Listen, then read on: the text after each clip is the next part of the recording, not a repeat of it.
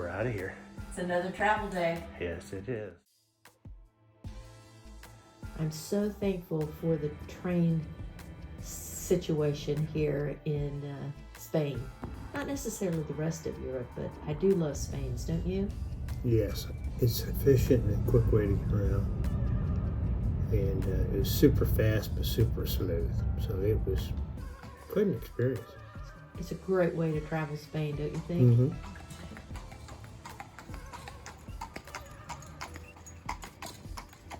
Cordoba is a very old city. It has a lot of signs of when the Romans were there, and also the Islamic from the Middle Ages, just from the architecture alone. But it also has one of the most beautiful mosques from 784 AD, which eventually, when the Spanish conquered, made it into a cathedral as well, but they still left all the beautiful Islamic architecture. And it's a beautiful city to see, quite different than the other pueblos, but you kind of get an old world feeling. You can kind of visualize the soldiers coming over the bridges into the main city.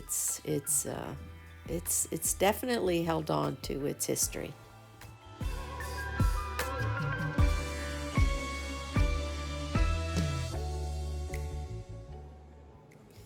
You'll be able to distinguish the parts that were the Islamic mosque just by the architecture alone.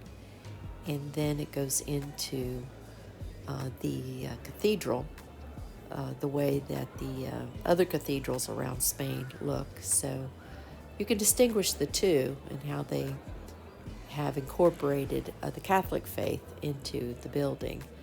And but I'm glad that they didn't get rid of the Islamic architecture because it's just breathtaking.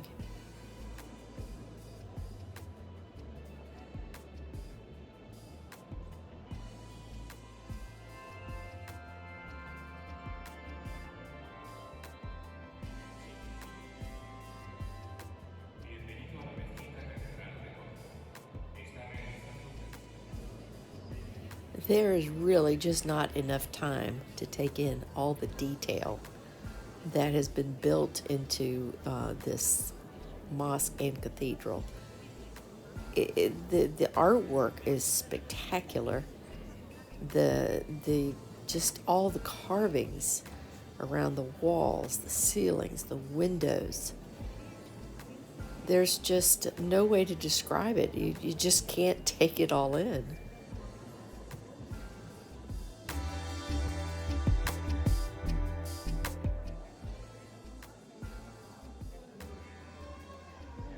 There you go. Oh, gotta get the vehicle coming behind you because it looks like it could hit you. You're out in the road. You do know that, right? Nope, Yeah, you pretty much are out in the road, babe. train right there. Yeah. Oh my. Duck.